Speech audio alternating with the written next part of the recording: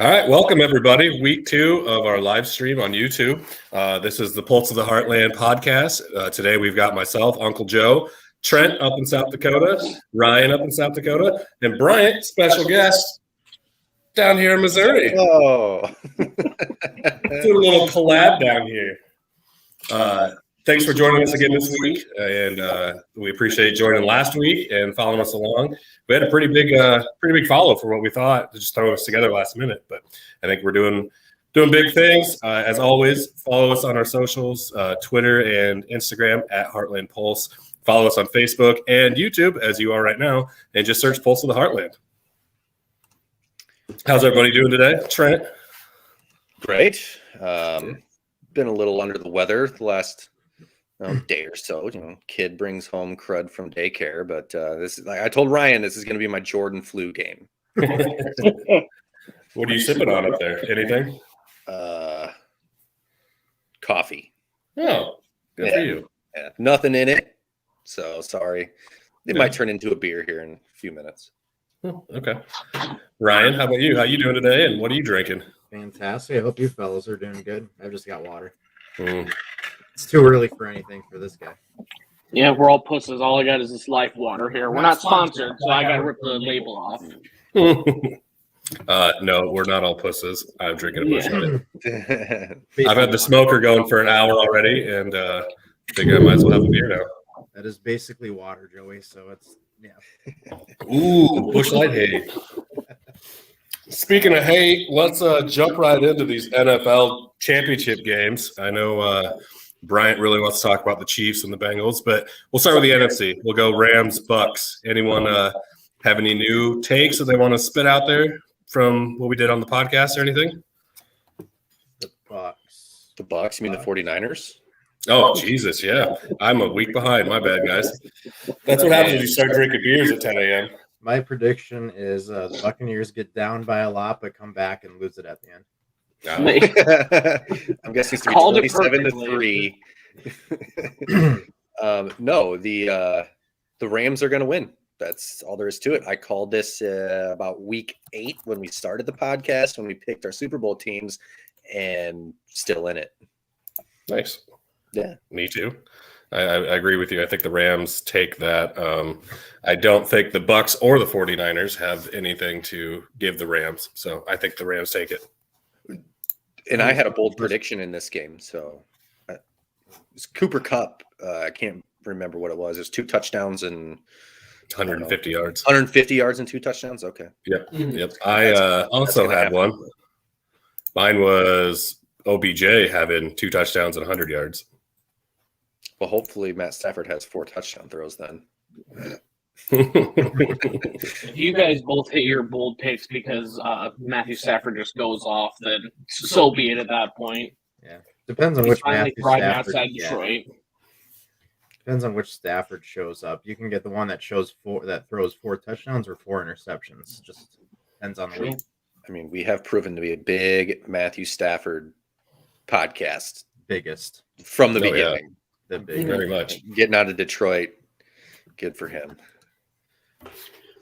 Yeah, he looks better than he ever has, I believe. I was listening to a little bit of Dan Patrick earlier, and they were talking about how he has always just been kind of that sidearm thing before Mahomes had it, and then he stole that from Brett Favre.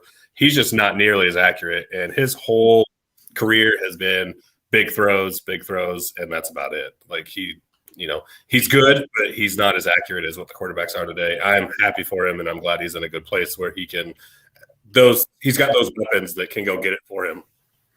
That's one thing Aaron Rodgers always said on Pat McAfee too is, he would ask Aaron about some of these crazy throws that he would make, but Aaron would always say, the guy that always did this stuff before anybody was Matt Stafford.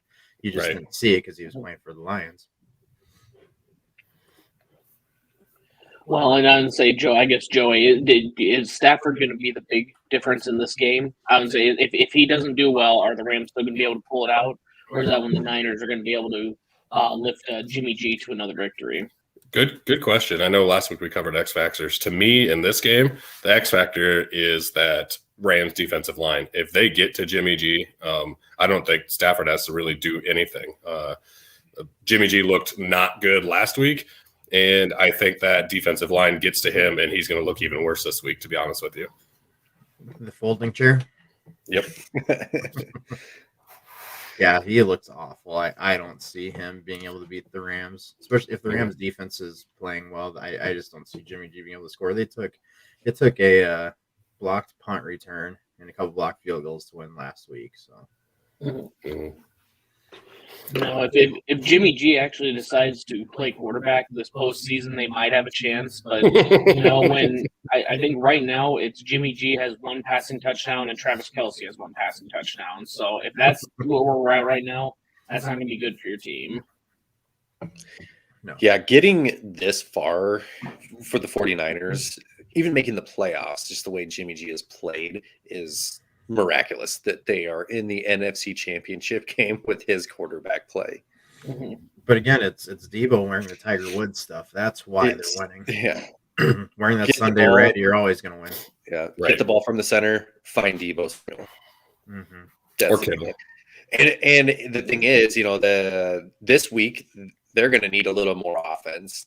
They got it done versus the Packers last week when it was 0 degrees in Lambeau. Like I mentioned it on the podcast, that weather in Lambeau, everybody says it's a huge advantage for the Packers. I think it kind of levels the playing field when the field is frozen, and I think that's what happened last week. And you can, in a low scoring game, a team that's not as great doesn't have to score a lot of points, levels the playing field. And I don't think it's not going to be 0 degrees in LA tomorrow. I don't. It's supposed to be a high of 73 with barely any wind. So I'm going to say, and it's in a dome. Ball is flying tomorrow. Is this the same as when Notre Dame, when like USC would come to town, they don't mow the grass as much, so it's a little longer? Yeah. It slows the running down. They don't mow the turf down. Yeah. Well, at least they won't have to have a heated field, which is going to be good. Yeah. Shouldn't need that in Southern California. Yeah. I had a discussion with my wife about this actually, and it was, do you enjoy watching games that weather affects the games with? And I love it. I love it when there's a snowy game that they have, because they're all playing in the same weather. Yep. The argument against it was, well, that creates some sloppy football. They can't play at their best of their ability. But for me, it's like, well, they're the best athletes on the planet. They can handle this. I mean, so I don't know. Do you guys have either way? Do you guys care even? But I enjoy snowy games. I love a good blizzard, like the Patriots and Raiders, the Tuck Rule game from like 20 years ago. Like that blizzard, it's awesome. Is that the one that Vinatieri kicked the winning field goal? To get the Patriots to the Super Bowl? Yeah, I love that. Right? How about you? Oh, I was just gonna say, just as long as it doesn't deter away from the game. Like last week, it was kind of fun seeing the snow game. But then when nothing happens for like two to 3 quarters of it, I kind of get over the shtick of it pretty quick. Because then you see the complete opposite the next day where it's sunny LA and the Rams and Bucks, duke it out back and forth. Same thing with the Chiefs Bills. So, yeah, I like the novelty of the first game or so, but then eventually it's like, okay, I want to see some actual football here. I am going last because I am a Big Ten fan, so of course I love snowy football games. We love low-scoring games. Exactly. If it's 0-0, it's not just snowing there; it's snowing everywhere else in my pants. So it's awesome. You're welcome. Joey likes turnovers in a 9-10 defensive battle. You should know the Big 12 guy doesn't like points or doesn't like no points. Yeah, I would say I like it to be 35-32. Joey likes his favorite game of all time was 6-4 when Iowa beat Penn State. Actually, my favorite game of all time is 9-6 LSU Alabama. I could not have had a more perfect game for me. That was awesome. You might be one of like 10 in the nation. That was the worst national championship game I've ever seen in my life. Yeah. I like that was a repeat too. Right, exactly. Well, I guess you guys keep talking. I'm going to go out to the smoker and give you guys a little preview of my cream cheese that's going on. So I'll jump back in just a second. After the So I last would say comment, I'm worried about what he means by cream cheese. we were talking about both quarterbacks. Is there anyone else that we think will be a big factor in the game?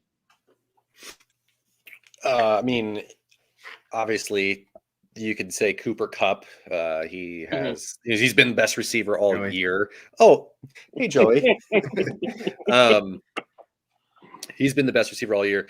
We mentioned Deebo Samuel. He's kind of the 49ers go-to. But the Rams running back, is it Cam Akers? Yeah, Cam Akers. Yeah, I mean, it just depends. He's kind of hit and miss. I know last week he had a couple fumbles that allowed the Buccaneers to get back into the game. So I was just gonna say, is it over under half a fumble for him this week? Yeah, because I know you mentioned or asked this question when Joey was off, had his camera off and couldn't talk because Jesus, that's loud. Is it? Sorry, I'll mute myself. So like a rocket ship. I know you probably asked that question when Joey couldn't hear us because he's going to say George Kittle. Yeah. Well, and I think that he's going to be one of the big. If can he make? I guess can they game plan around him? Because we know Deebo Samuel they're going to try and shut down, and Kittle has kind of been shut down by their offense so far because they haven't. I mean, I guess last week they did. I think he led the team with 4 receptions for 63 yards. Mm-hmm. But it's kind of like the Kelsey thing. Can they make plays where he's going to be the deciding factor and not just, unfortunately, use one of your top weapons to pass block? We're talking about George Kittle being the big factor in the game, Joey. Big. I could hear. I was super pumped. Big. Sorry, guys. This is only our second one doing this, and I know I'm a little goofy, but bear with me. And hope I didn't make anyone dizzy and throw up. But, yes, George Kittle will go off in this game. Well, I shouldn't say that because I said the Rams' defense will be the X factor, but 20 we'll see. blocks, he's going to go off. Yeah, I mean, that's all I expect from an Iowa tight end, really. I'm gonna say Deebo has to have a huge game, or else there's no chance. Garoppolo, unless they bring Trey Lance in to throw a couple touchdowns, it's just not gonna happen. I don't think. I'm just looking at the over under for the receiving yards. Kittle does he get over 52.5, or is it under? Joey's gonna go over on that 100%. Yeah, probably. I mean, 52 didn't sound too. I think it was in the regular season. Cooper Kupp only missed 1 or 2 of the over props on receiving yards. Right now, he's in 101.5 yards. I mean, it's Cooper Kupp, and that seems pretty fucking high. I'm trying to find prop bets on MGM. Yeah, they're hard to find. Last time when we were doing this, I looked, and it was only like over game and people having the most receiving yards. It wasn't any like exact yardage prop bets. That's what this is. This is over under. Okay. And hey Dylan. Dylan says we were sponsored by Rocket Ship Grilling. I'm sorry, I didn't realize it'd be that loud. If you want to cook your meat in record time, just buy a rocket ship. Contact crank it to about Musk. 800 degrees. Cook it for 3 minutes. It's going to be perfectly charred at that point. Well, that's disappointing because I kind of wanted to talk about what I was doing out there, but now that I know that 1, I can't see because it's too damn sunny, and 2, it sounds like a rocket ship. That's not going to work. The cream cheese did look good, but it was a great idea. It's a fantastic idea. Yeah, it's already starting to crack. I did 4 different flavors, 2 blocks each. I did a taco flavor, a steak flavor, a chicken wing rub flavor, and a straight up barbecue flavor. So hopefully all those turn out pretty damn good. What time did you say you started that, Joey? Right at 9, I put those on. I started prepping about 8:45. So they've been on for an hour and a half. They're about ready to come off. They'll be nice and warm for when we walk through my brother's. Yeah. So, no, I guess, is there anything else that we want to talk about the Rams-Niners game? I think really we are kind of consensus of Stafford, plays the game he should, they're going to be fine. Or honestly, if Jimmy G shows up, maybe they'll make it a game. But I don't think that offense of the Niners can keep up with whatever the Rams going to even do at this point. Yeah, I agree. Yeah, I think that game, we've got that covered. It's pegged to be, it's either going to be super scoring because the Rams go off, or it's going to be low scoring and both defenses, hold the other offense. See, I don't get the line on this game. It's 3.5 in favor of the Rams, but I would think that would be a bigger spread. I mean, the Kansas City Bengals game, I figured, would be the game this weekend that had the closer spread, Mm-hmm. Yeah, that 3.5 kind of surprised me when I just went on the MGM and took a look at that. Yeah, and especially as good as the Rams looked last week. And I know Ryan brings this up all the time, but 3 points is basically like your home spread. So it's basically a toss-up in Vegas, and they're giving a half point to the Rams. Well, Niners are 6-0 versus them in the last 6 games. So, I mean, that's got to be the biggest factor in this. Why we are all consensus it's Rams right now. Other than Clark, he did pick San Fran in the pod earlier this week. If you take a listen, but I don't know what LA needs to do. It just seems like they've got the pieces working right now. Niners, on the other hand, are like winning in spite of Jimmy G.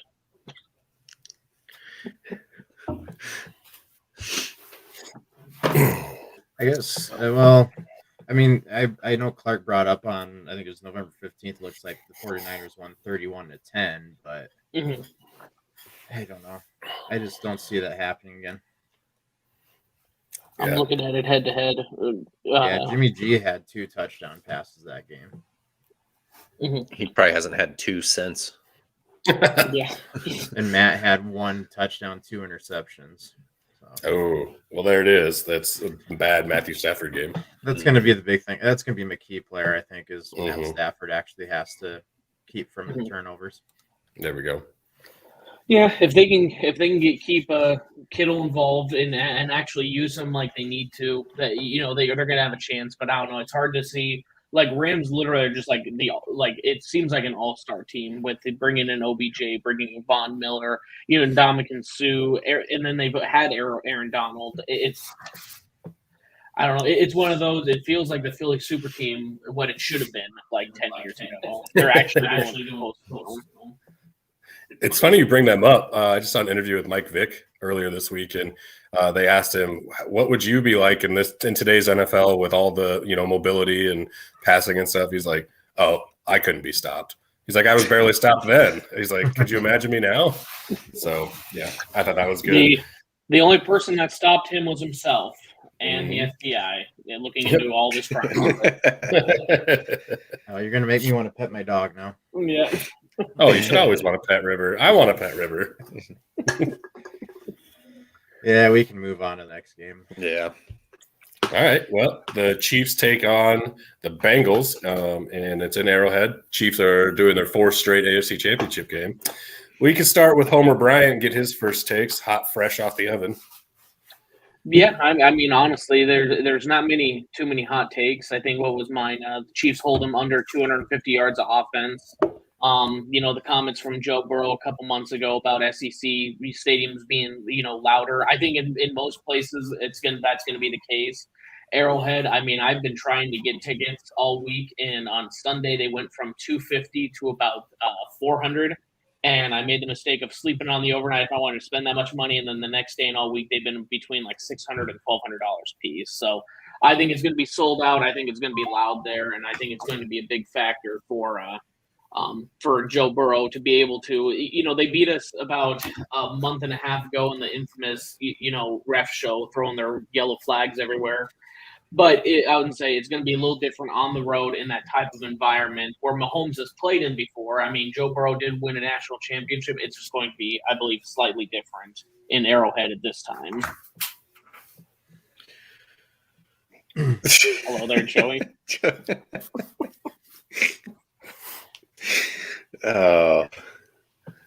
Yeah, I agree. I think that Arrowhead is going to be a huge factor for these guys. And especially, I mean, don't get me wrong, I think the Bengals are an up-and-coming team, and I think that they're going to be good in the future. But going into Arrowhead, your first run at this and first crack, especially coming off of a year where last year you only had 4 wins, I mean, I think they're going to be competitive, but I don't think that they're going to pull it out. There was one thing I wanted to mention because I was laughing about it the other on the way down to Missouri. I was looking at like Chiefs forums and stuff like that, and there's some Bengal fans trying to jump in and chirp, and they're like, "Have we ever seen in the league a player in his second year ever lead his team to the AFC Championship and dominate the league like he has?" I was like, Mahomes, the guy you're playing right now, that was the guy 4 years ago, and he's led his team to this place for the last 4 years. So. Yes, like he's what he's done has been amazing so far, but like just don't discredit Mahomes for the sake of like forgetting recent history at this point. Yeah, he's done it 4 times now. Yeah, so, exactly. I mean, I'm a huge this one was Burrow kind of guy, like he was second seed and the 1 seed lost, but still. I'm a huge Burrow guy, but there was a lot of times this week on Twitter that like, it's his first AFC Championship. Don't crown him the god of the NFL yet. Right. Like I like Cincinnati. Like this game is perfect for me because they're probably my 2 favorite AFC teams, to be honest with you. I love watching both teams. So whoever wins, I'm going to be happy myself. I know a couple of you won't be happy if Cincinnati wins, and I completely understand it. Yeah. But we can't go crowning Joe Burrow the king of the NFL at this point when you have Patrick Mahomes, who has been amazing since he's come into the league. It's just dumb. And Josh Allen is probably still better than Joe Burrow at this point. Yeah. Well, and hell, Joe Burrow's not even the best player on his team. Evan McPherson is. True. True. I thought you were going to go Jamar Chase, but you caught me off guard there. No, all of them are really good. So, I mean, I just like McPherson's attitude. Yeah, well, I mean, legitimately, he should have been the MVP last week. He hit, 4 field goals, and then he had the swagger of the last one. Oh, we're going to win the AFC Championship, and it hits like I don't know how long it was, but he hits the field goal. It was in the 40s, wasn't it? Yeah, I thought it was. Yeah, I know it was a healthy range at least. I love that attitude. Mm-hmm. So I don't know. As long as he can bring that to Arrowhead, they might have a chance. But I just the way the Chiefs are playing, Reed has been. He's been doing awesome. I guess. They say Bieniemy's calling the plays. I don't know. I have a hard time believing it with those lack of interviews or getting jobs. And I don't know. I just feel like I believe the Bengals have scored 26 and 19 points. So they've scored 45 total points in the playoffs. The Chiefs have scored 42 points each game. So I don't think the Bengals are going to keep up. But if they can make some noise, make it an interesting game. I just think it's going to be Chiefs. And I think Clark would, Chiefs by 20. I think the Chiefs are going to hold their defense down because there was a lot of questionable penalties in the last game. I think we're hoping for the excitement of last week. And this one, you're going to start seeing, okay, here's the guy that's done this 4 times in a row compared to the other guy's first trip here. Yeah. And what I like about Burrow is he reminds me of Brett Favre a lot, where he's going to throw it as much as he wants and to whoever he wants and doesn't care if anything happens. And that's a good quality to have until you start throwing as many interceptions as Favre did. So I think if there's any player that can go into Arrowhead and do it, it's him, just because he has had that national championship. I mean, he has played Alabama in Alabama. The season they had the perfect season. So he's had that experience of playing in these big places, but I think 7.5 points is way too much for a championship game. But if their line gives up as many sacks as they did last week too, then it's probably not. I think I'm going to make the halftime. Yeah, I think I'm probably going to tease this game up in Deadwood. They have 6-point teasers, so I can get them at plus 13.5 and really LA at plus 3 on a 2-game deal. So I think I'm just going to do that, to be honest with you. Yeah, I mean, you can get the parlay that. Yeah. Can you do that? It's a 2-game teaser, so it's kind of a parlay. Oh, okay, yeah. The odds aren't quite as good. They go from like say -110 to -135 or something like that. But I mean, when I feel pretty good betting on Cincinnati having almost 14 points. I don't say I'm a big Chiefs fan. I don't think they're going to quite 20-point them like Clark does. But yeah, 13.5. I think you'd be getting some pretty easy money there. I think they're going to keep it competitive, but I don't know. Within 10 or 7, I can see. But I just, like I said, I think Chiefs still win though. Yeah, I mean the 7 points makes me a little, because Kansas City can put it on. They can easily beat people by 20, no issue. But in a championship game, you're playing against the second best team in the conference. It's just tough. Yeah, I had the Chiefs in this game, and I think I mentioned this on the pod as well, but it was, I don't know when exactly it was sometime in the second half of the season when I can't remember who the Chiefs were playing, but they were just absolutely stomping them. And I just had the thought was, okay, they look like the team to beat now. This is totally different from the first, 7 weeks when they had the worst defense historically in the NFL. They're giving up 7.1 points per, or 7.1 yards per play. They turned that around, and I just had the thought that, okay, here come the Chiefs. They're the team to beat, and they're still on that roll. I don't think there's any way that they're not going to the Super Bowl for the 3rd straight year. Oh, Dog's making an appearance. Gotta make his weekly appearance here. I was like, it's like a shark. You just pop right up there. So, Ryan, are you still feeling you're over 1,000 yards of offense in this game? Bold pick? Yes. I'm just going to go with it. Just going with it. Awesome. I hope so. That would be awesome to watch. I agree. So we should probably do X factors here real quick of the game. If I can go first, unless someone else wants to, but I definitely think it's going to come down to what Tyreek Hill does. Every time that the Chiefs just blow people out, Tyreek Hill has a huge game. Every time that it's competitive and they keep it close, Tyreek is usually bottled up. So I'm going to go the X factor of Tyreek Hill for this one. I like it. Yeah, I would agree with that. But just so I don't have the same take as you, I'm going to go with Patrick Mahomes. He seems to do a pretty good job of spreading the ball around. So if he can do that and get a bunch of different receivers, so I guess I'm going the opposite. You say Tyreek Hill, I'm going to everybody. So if Mahomes can get everybody going, so I guess Mahomes. I think that makes it a little more harder to defend. You don't have to focus on one guy. What's up, Joey? Oh, so I know we're on a time crunch, but I don't want to just jump in. With the Mahomes take, I was listening to Dan Patrick the other day, and they brought up his stats for AFC Championship games versus Super Bowl games.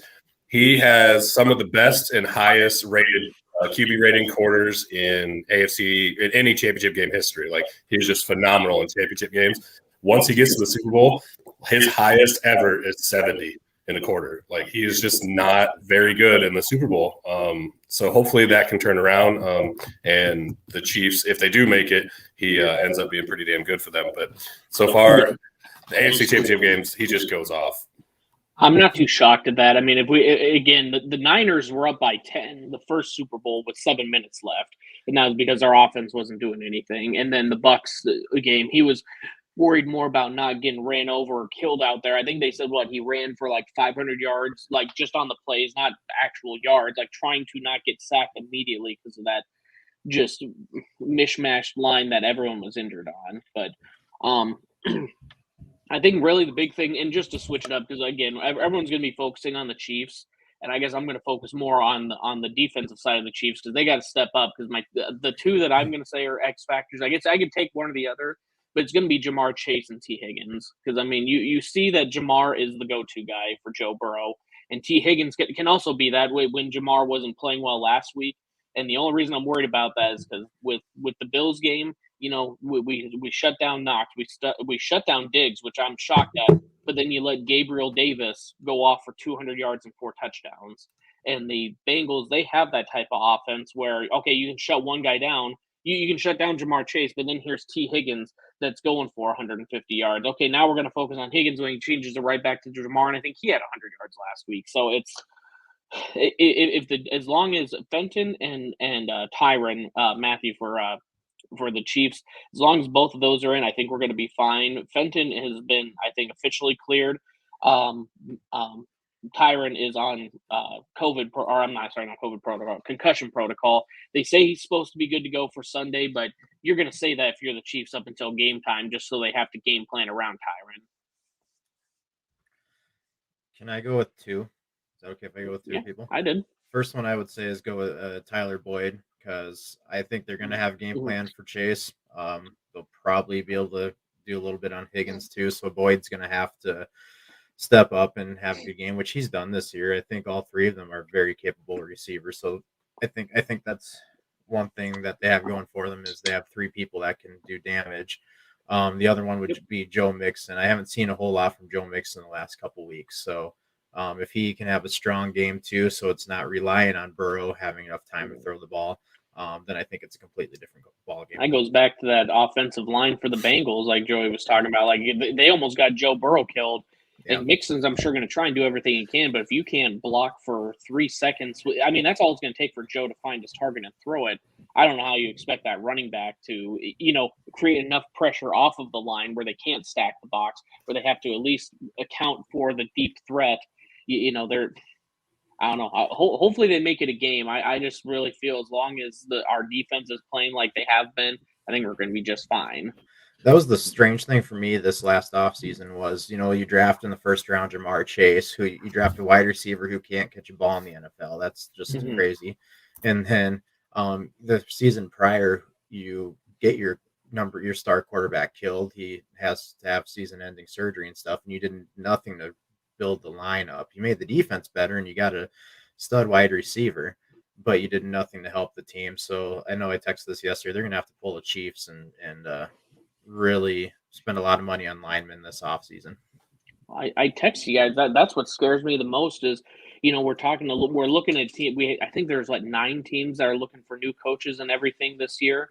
I mean, I think these coaches look at a situation like the Saints. It's like they're $74 million over cap. So I don't have the flexibility to sign the big free agents, or we're going to have to for sure do it in the drafting. I mean, I think 3 teams in the AFC that will really scare me next year are going to be the Dolphins. Seem they have like a lot of pieces, but they can't put them together, and they need a coach to. Yeah, Dolphins going to Dolphins, unfortunately. But if they get the right person in there, they have I think they have the most cap space. I think they got I think they were the opposite. I think they got like $74 million they can spend. So Dolphins have a huge cap space. The Chargers have a huge cap space with Justin Herbert still under a small contract for the next 3 years if they can do something, and then the Bengals, which Joe for the next 3 years is also, unless they, the Chiefs. Well, Mahomes did the smartest thing, and now it's looking like the Chiefs, are benefiting from it too. He made him sign him off that rookie contract and sign that $500 million contract, and now he's been performing like he needed to compared to earlier in the year. So, I mean, those 3 teams, if they can get the right personnel in the front office, they should be able to start making some bigger plays, for these free agents, Devonta Adams, if Rodgers retires, whoever it may be, if they can start making some noise in the free agency, the Chiefs have hosted 4 AFC Championship games, but when everyone's coming for your head, we saw this year, you're going to get everyone's A game every freaking game. So. Next year when the Chiefs have Juju, so that's going to be awesome when you got our receivers. I'm really looking forward to those collaborations, man. So many collaborations. Going to be duetting each other. All right. Well, I know some of us have things that we need to get to. We should probably wrap this up. Anyone have any final thoughts on the Chiefs-Bengals game? Chiefs win. I don't think Chiefs. Yeah, they win. If they don't, I'm not going to be on the pod next week. I'm going to be sick for some reason. You and Clark. Yeah, sick of the shit. That's what it's going to be. It'll be me, Ryan, and Joey shitting on the Chiefs. Yeah. I'm gonna have to. gonna say I'm gonna have to jump on then, like the live stream last week, and start getting you guys straight if that's what I hear. So 'Cause the Vikings fans should really be talking crap to people. However, That's right. congratulations to Joey for having the most attractive fan base, being part of the most attractive fan base with the Falcons. And I didn't even wear Falcons shit this week. Damn it. My bad. I mean, we are sexy bunch. I'm supporting Sasquatch, so you know. I I was love gonna it. say, are we like a hockey pod now? Joey's got his blues on. I'm actually wearing a under my hoodie a Minnesota Wild t-shirt. Yeah. Are you wearing a Firehouse Brewing Company shirt? Hell yeah. Sure am. I'm wearing Logboat Brewing out of Columbia, baby. Yep, this is out of Rapid and City. also I'm wearing Hanes. If we okay, sorry. I we're just showing what we're wearing. All right, guys, it was fun again, and look forward to doing this again sometime. Absolutely, boys. I appreciate everyone that joined us today. Yep, thanks for tuning in. Yeah, thanks everybody, and sorry if there's an echo. We're still learning, but yeah, join us again. We'll probably maybe do this again next week. So we'll just keep getting better or worse, and just make you laugh, one of the two. So thanks for joining us again, and we'll see you soon. Appreciate you.